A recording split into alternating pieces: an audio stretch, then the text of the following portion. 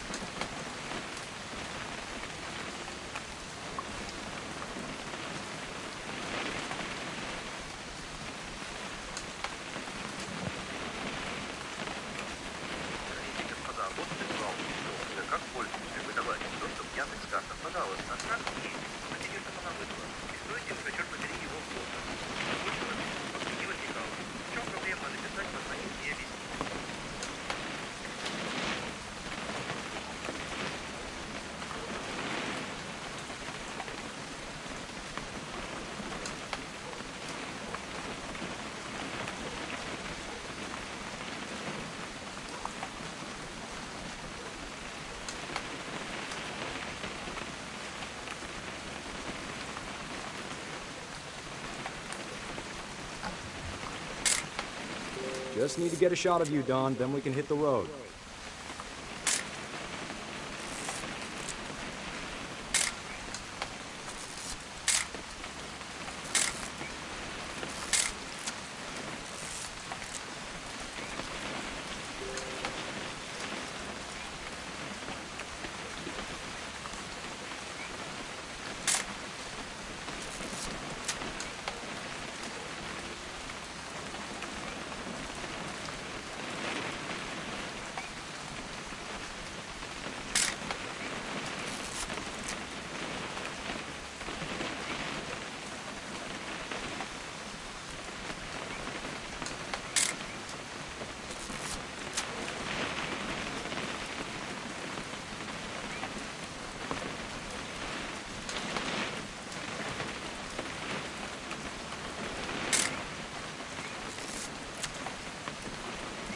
What?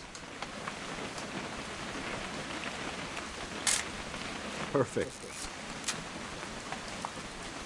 It's gonna rain the whole weekend, isn't it?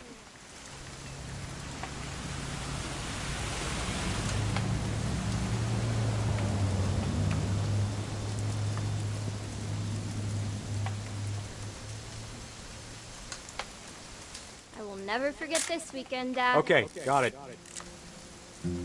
I'm gonna take some pictures, okay? Just be careful.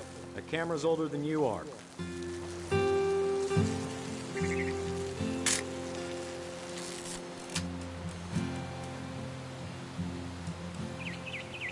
You're right, Dad. It's starting to clear up.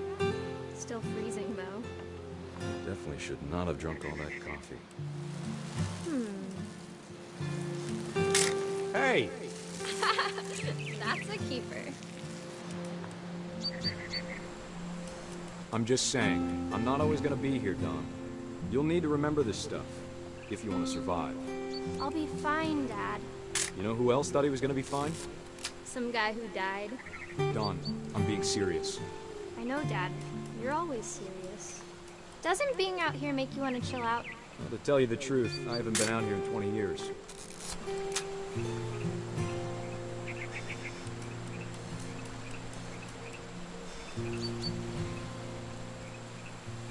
Last time I was with my brother Calvin. Man, that was a great trip. Your grandpa Sven taught us how to fish, how to build a fire. We found an old logging trail. There were deer everywhere. I bet if I could remember where that trail was, we'd spot a buck for you in no time. Dad! Good eyes, Dawn.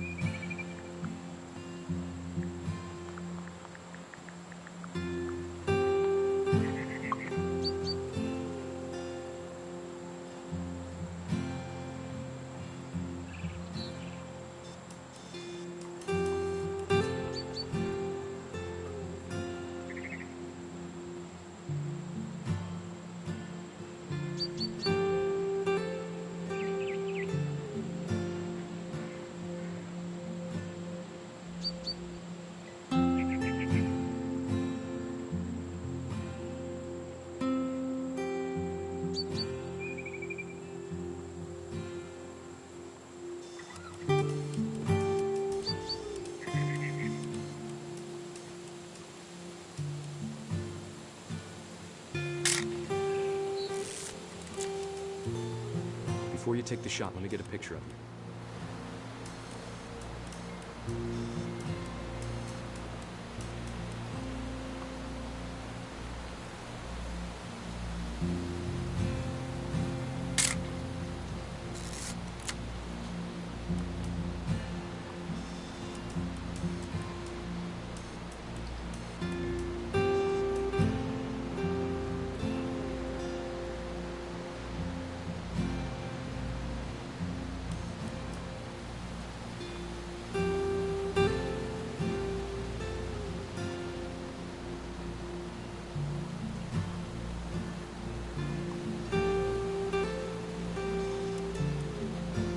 Dad,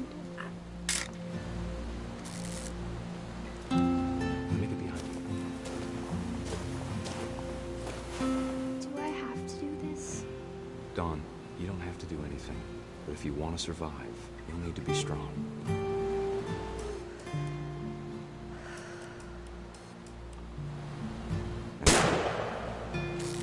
Great shot, Dawn!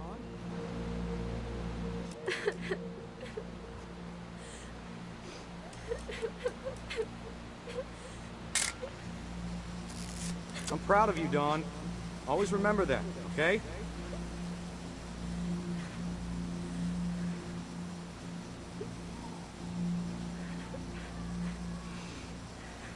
Sorry, Dawn. Just gotta reset the timer.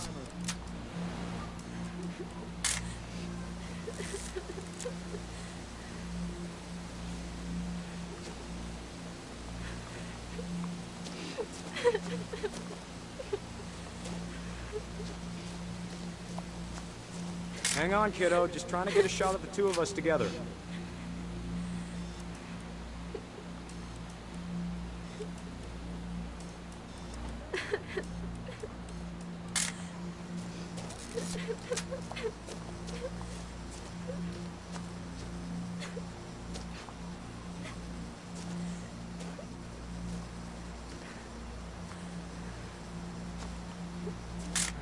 Crap.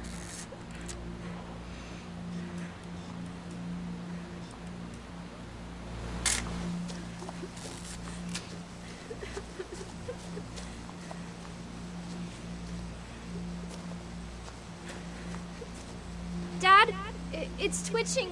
I think That's it's totally so- normal, Dawn. Just focus on the camera. Try not to think about... Dad!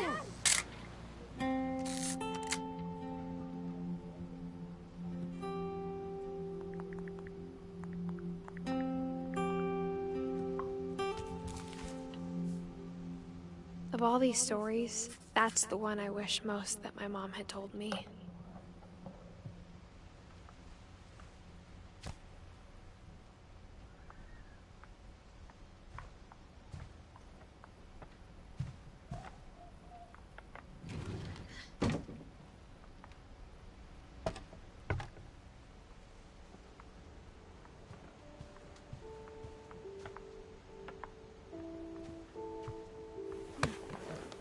After Sam died, my mom and Edie got really close.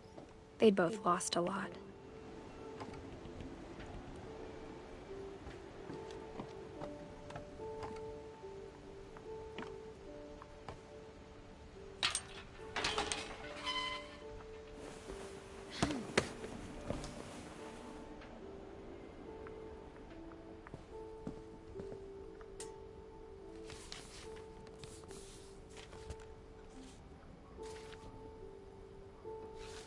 Dear Kay, do you remember the way Gregory used to laugh when he thought he was alone? Like something funny was happening, but only he could see it.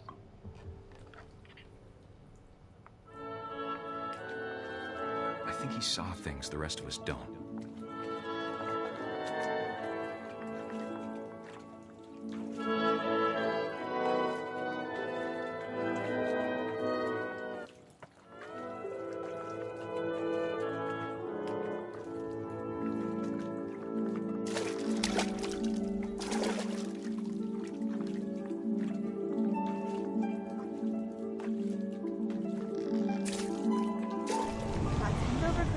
It's time to... Hold on, sweetie. Hello? Sam, I told you I don't want to talk right now. I wonder what he saw. What his world was like.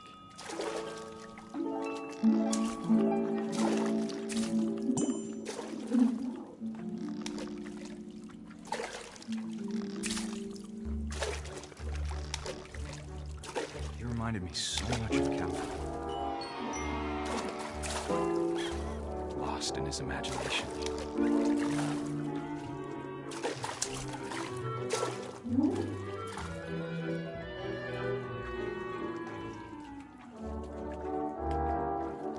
Whatever it was he saw.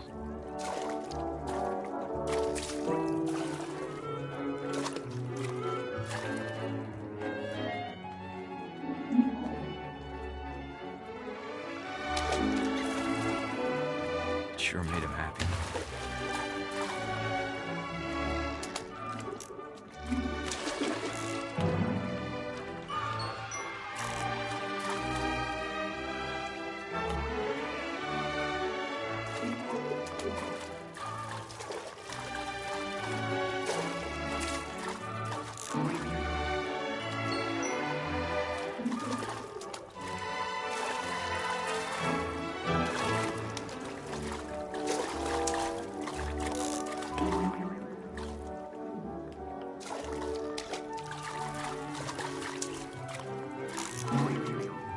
I know how silly it sounds.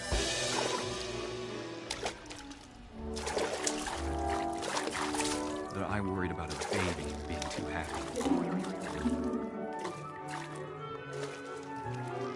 But I could feel him slipping away. Sorry about that, Gregory. I know you did everything you could.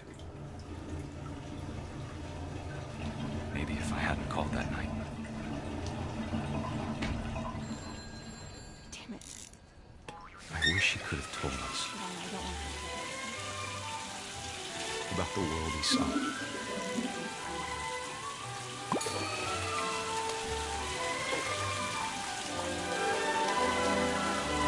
There's so much I don't understand about Gregory. About everything.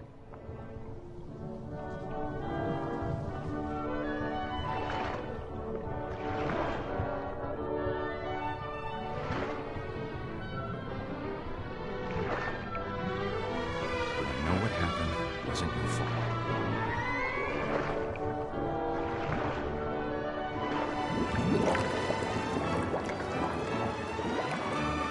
I'm sure he's happy.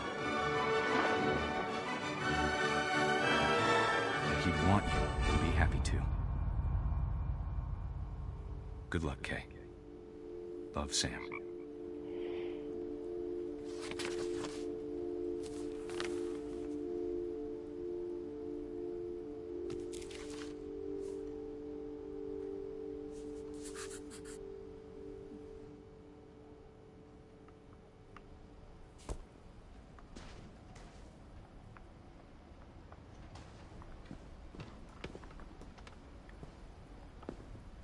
I can't imagine my mom ever writing poetry, and yet...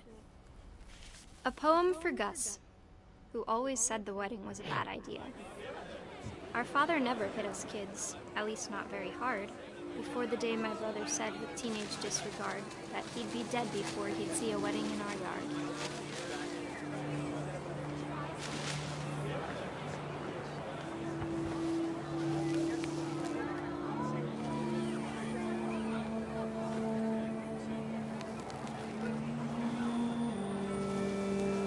father made him come, of course, but Gus stood far apart, just flew his kite and bottled up the storm inside his heart.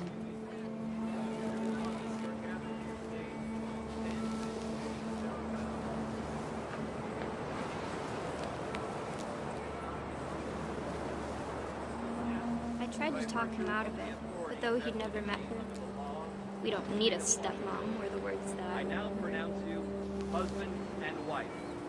You may kiss the bride.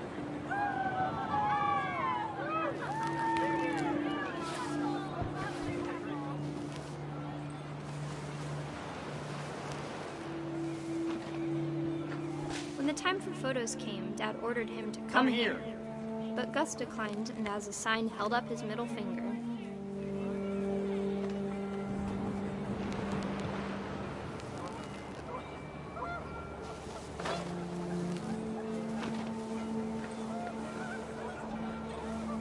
The wind picked up and panicked geese appeared and quickly went. But all the humans did that day was go inside the tent.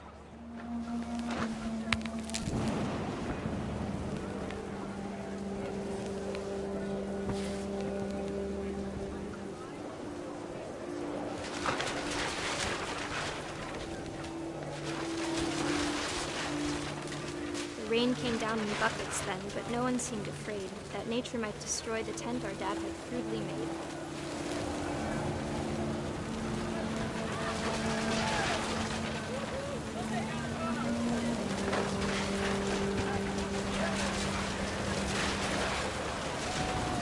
The thunder sounded much too close and full of angry power.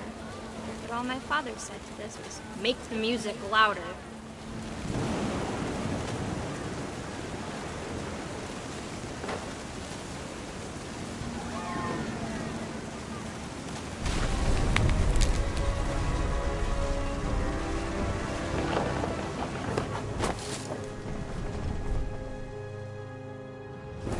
I wish that I could truly say I thought about you on that day. Out there on the beach alone, just you, the wind, the sea and foam.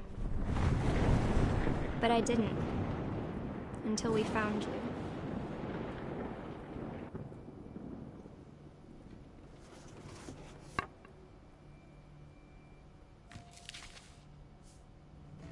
She never talked about him, but Mom told me once if I was a boy, they were going to name me Gus.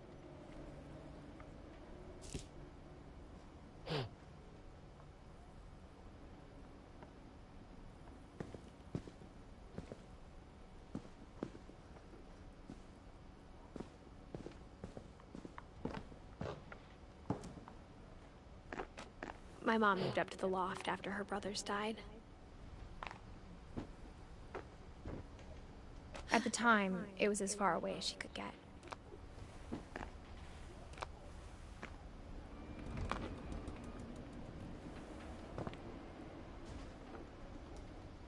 Religion was another thing my mom never talked about, but I think it helped her a lot after her dad died.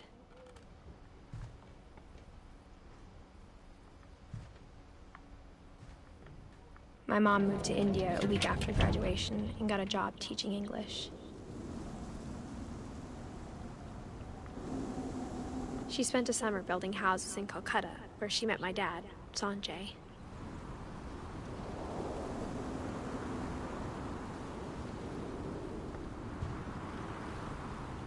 Louis was born a year later.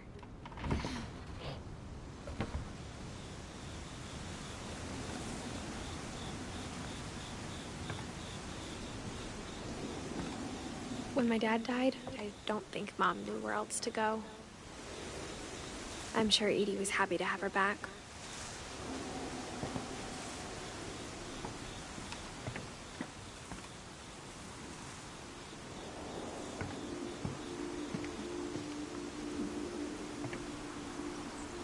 The house had to get a little bigger, but Edie was used to that.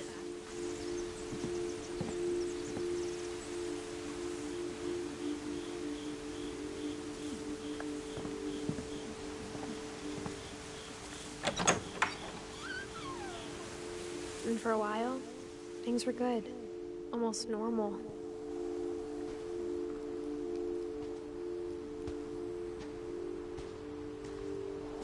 But but it didn't last.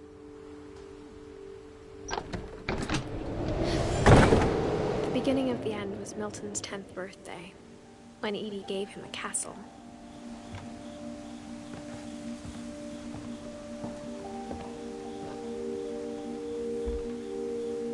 After Milton disappeared, the only thing he left behind was a room full of paintings.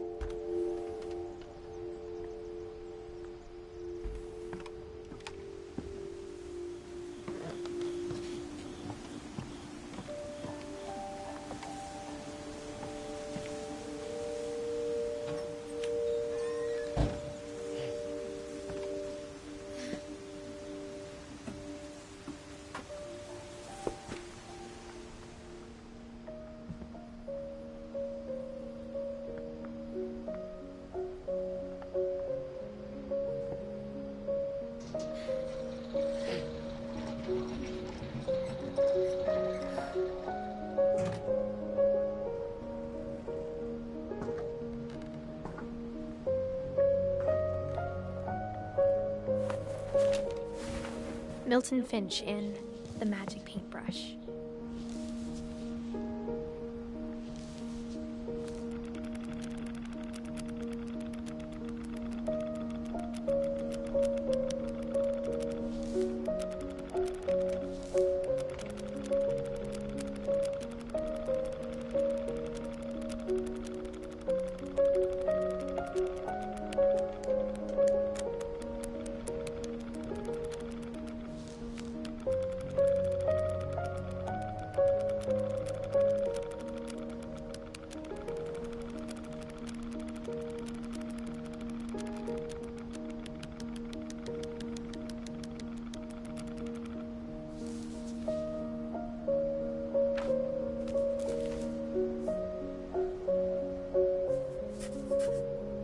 I was 4 when Milton disappeared.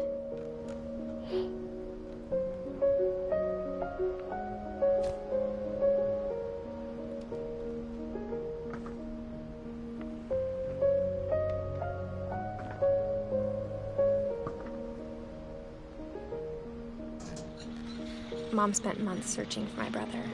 Then she sealed the doors.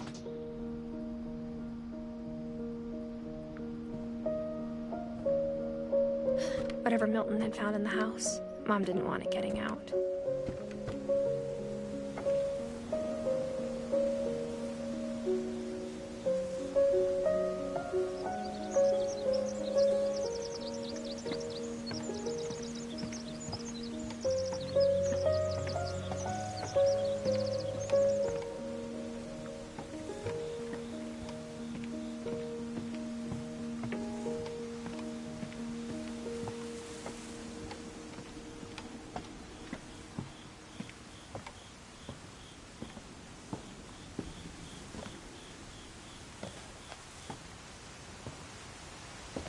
Mom definitely blamed Edie, but I think Louis blamed himself.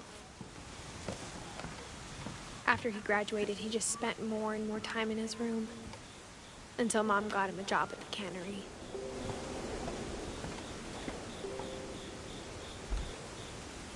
Everyone always told me to stay out of Louis's room, except Louis.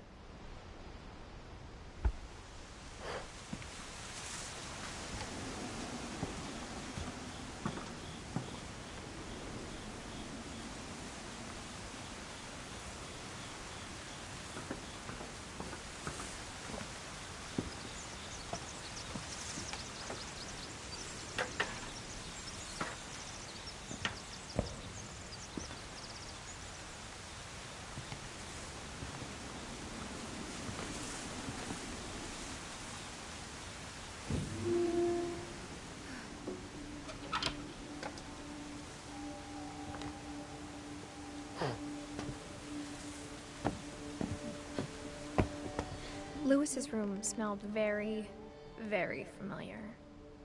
That part of him lived on.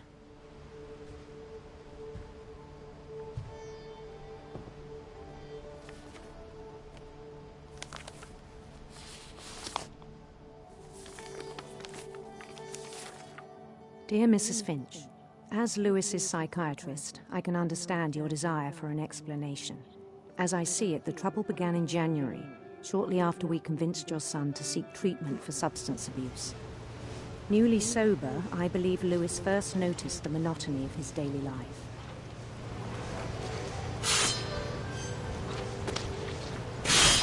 He kept working at the cannery,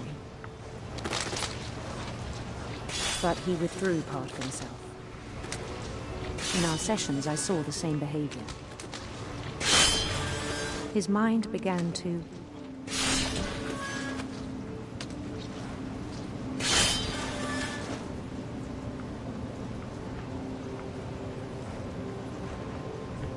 wander.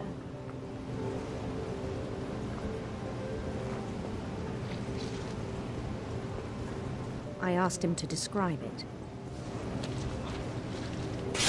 He said he started small,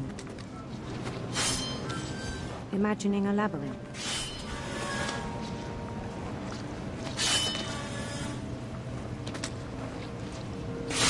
He'd feel his way about.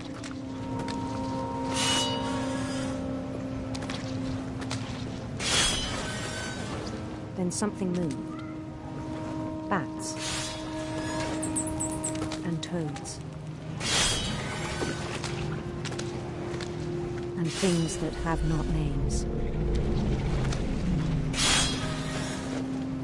He knew it was all in his head.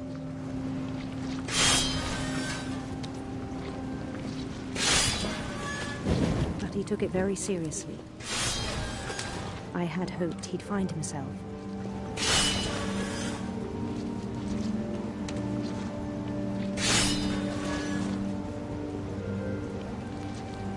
But he found something more.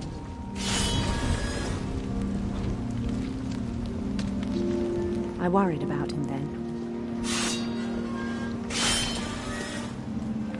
Daydreaming at the cannery.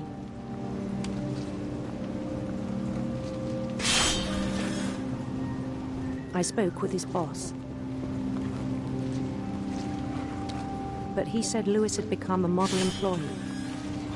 Methodical, tireless, focused.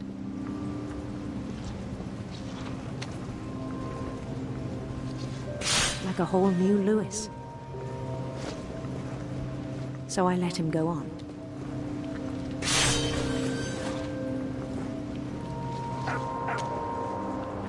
I even encouraged him. It seemed very promising at first.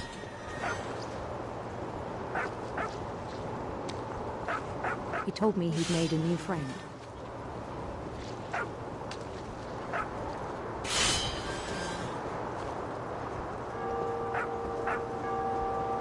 On the edge of a city he named Lewis-topia. He built the city up slowly, brick by brick.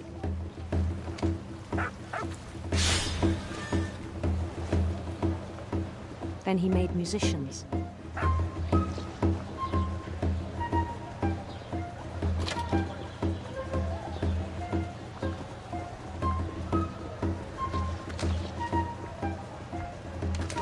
And songs for them to play.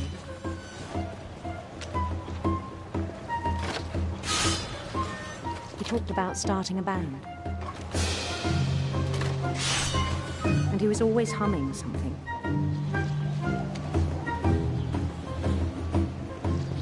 Every day his imagination grew stronger.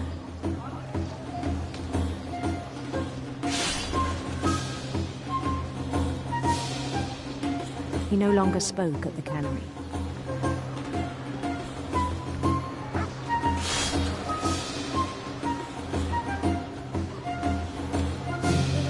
But his chopping was as reliable as ever. Then one day it struck him that all the cheering crowds, even the stones under his feet, were all in his imagination. So he could do whatever he wished.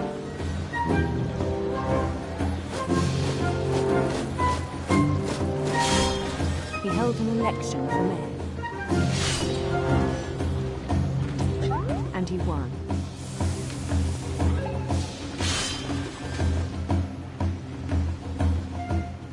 They begged him to stay, but his mind was already wandering.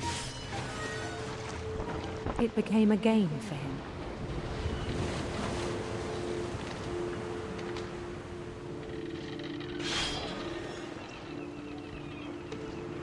He'd conquer a city, then immediately push on. New Louisville.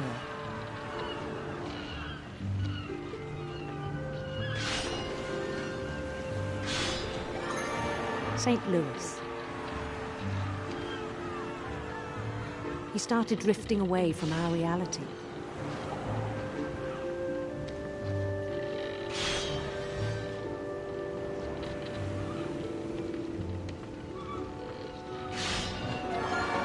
Minneapolis, until one day he forgot to go home from the cannery.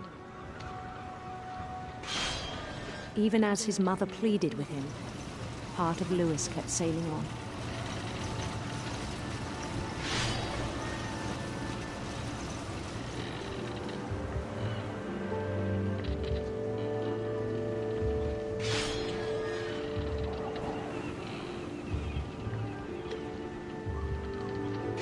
In Louisburg, he heard rumors of a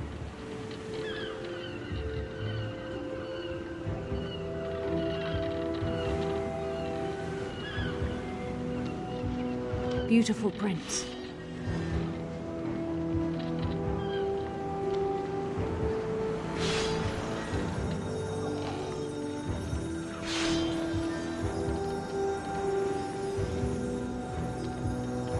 The prince was on his own quest for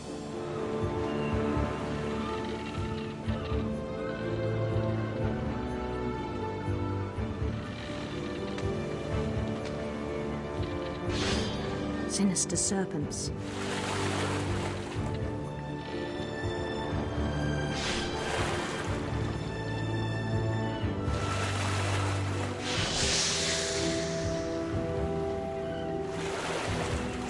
He followed the sound of his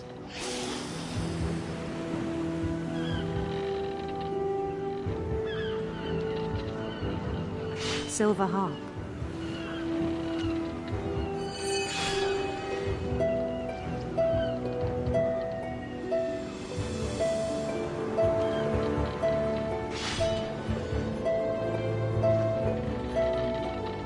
His chase led him to a golden palace east of the sun and west of the moon.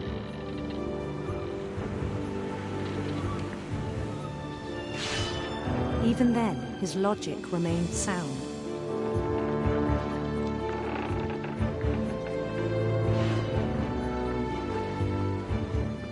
He knew the world was all in his imagination.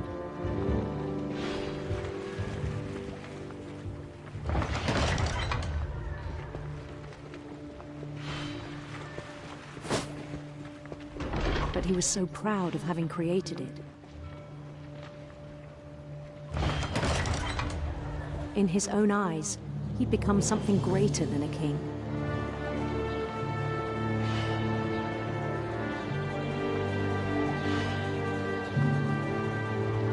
For someone who'd never known success in the real world, I think it was overwhelming. And then it struck him that the real Louis was not the one chopping salmon, but the one climbing the steps of a golden palace.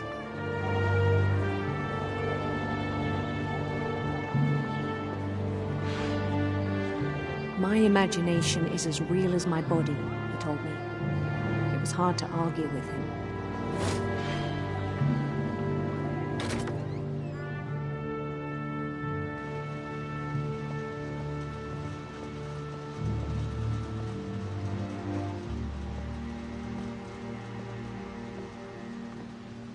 He began to forget the world we know.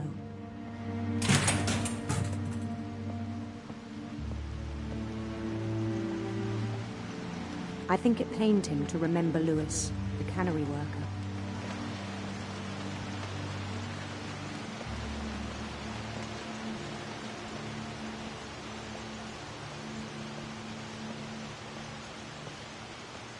He began to despise the man with a royal contempt.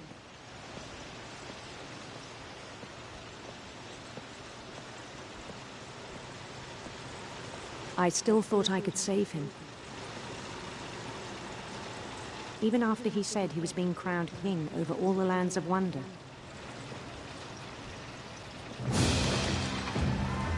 The palace would be packed with his companions.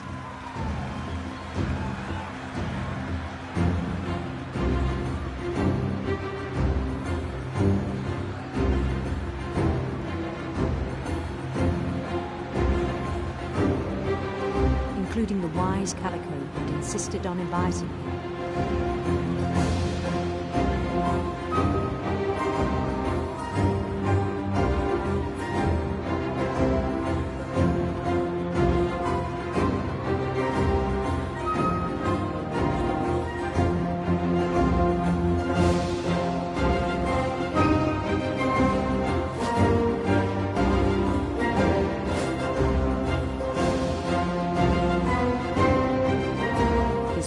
Waiting, holding his crown.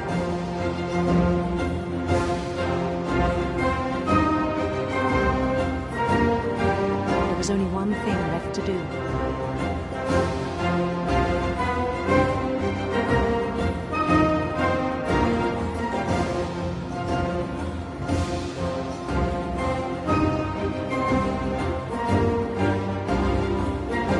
Bend down his head.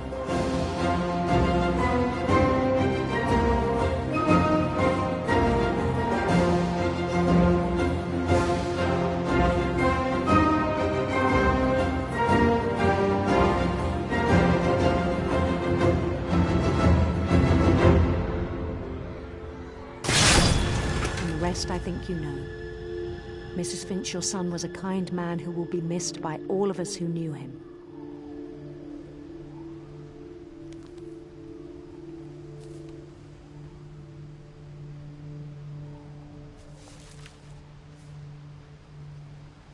My brother was really cool. I wish you could have met him.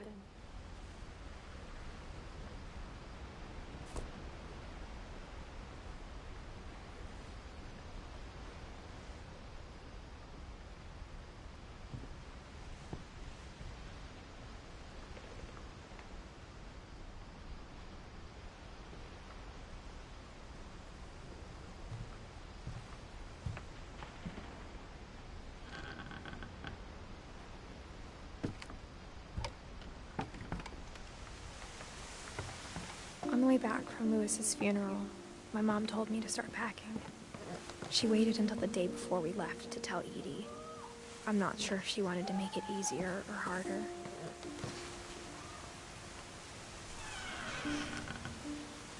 I wish we'd stayed.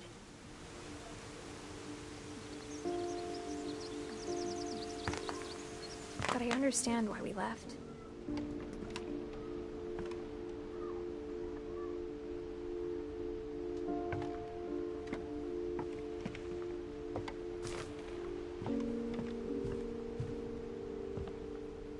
My mom ended up leaving everything behind.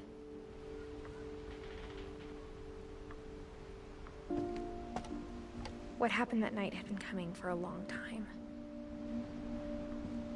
Maybe it should have come sooner.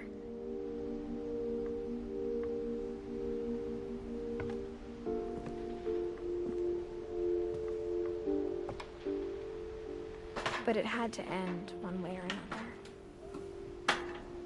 All that's left now is to tell you about that last night.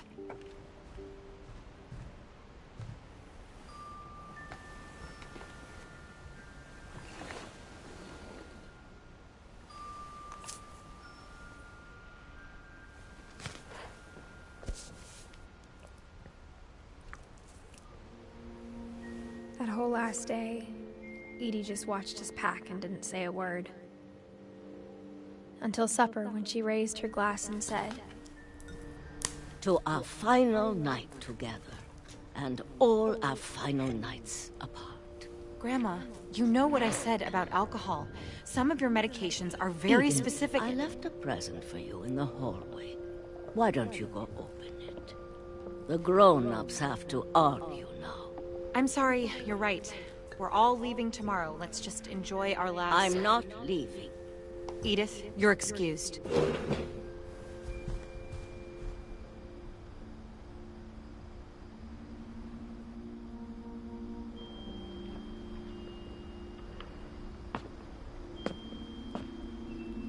The power had been shut off that morning, but Edie always had plenty of candles.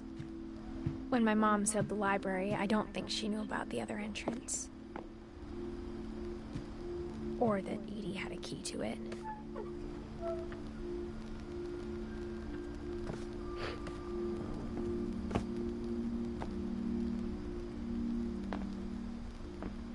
That thing you're afraid of isn't going to end when you leave the house. Edith has a right to know these stories. My children are dead because of your stories!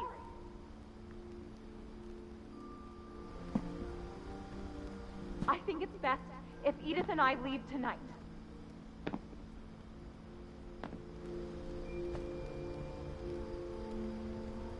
We'll have the nursing home send a van for you in the morning, okay?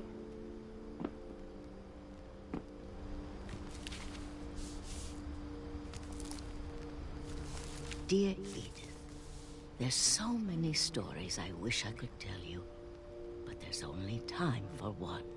This is about what happened on the night you were born. That night, the tide went way, way out. It was the first and last time I ever saw the old house aground. There'd been an earthquake out in the middle of the ocean. They called it the lowest tide in 1,000 years. God, it smelled awful. You know, I've seen that house every day of my life.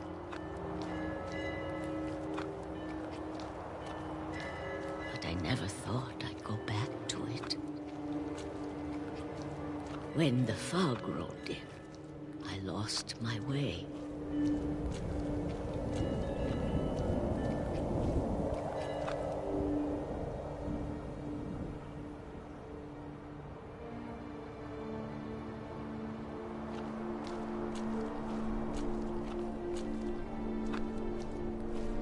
I got turned around.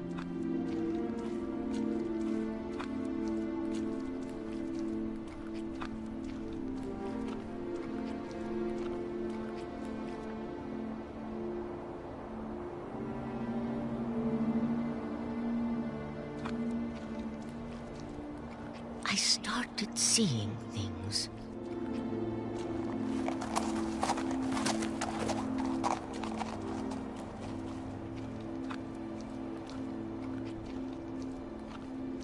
Things I'd forgotten had ever existed.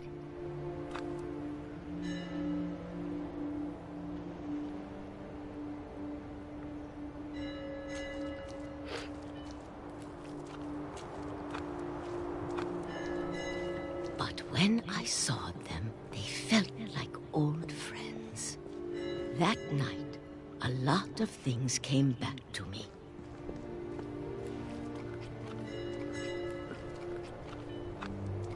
Or maybe I came back to them.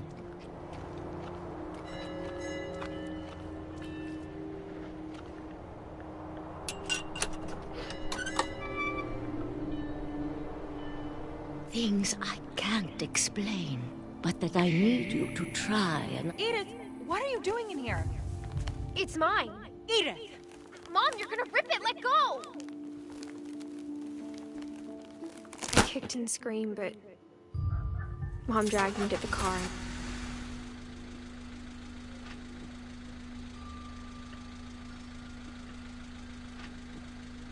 I never saw Great-Grandma Edie again.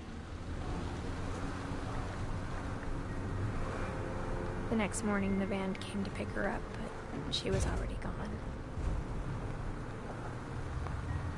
After that, we moved around a lot.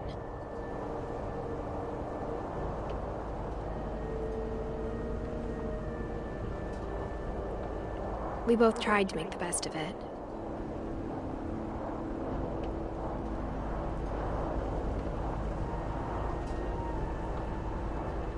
A few years went by.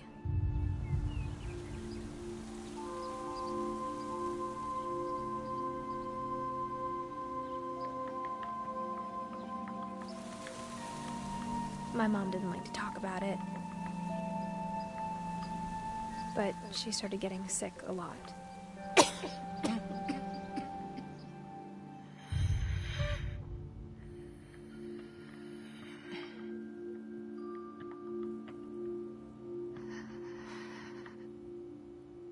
She got better for a while.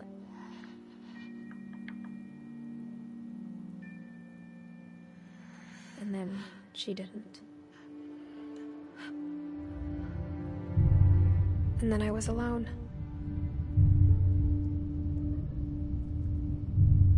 The last Finch left alive.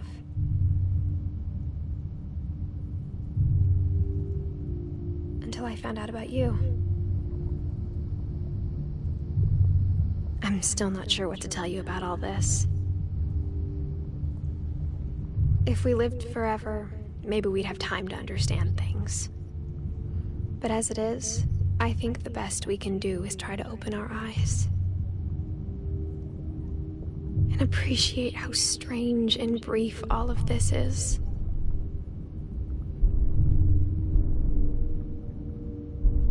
This journal was supposed to be for you. But now I hope you'll never see it. I just want to meet you. And tell you all these stories myself. But I guess if you're reading this now, things didn't work out that way.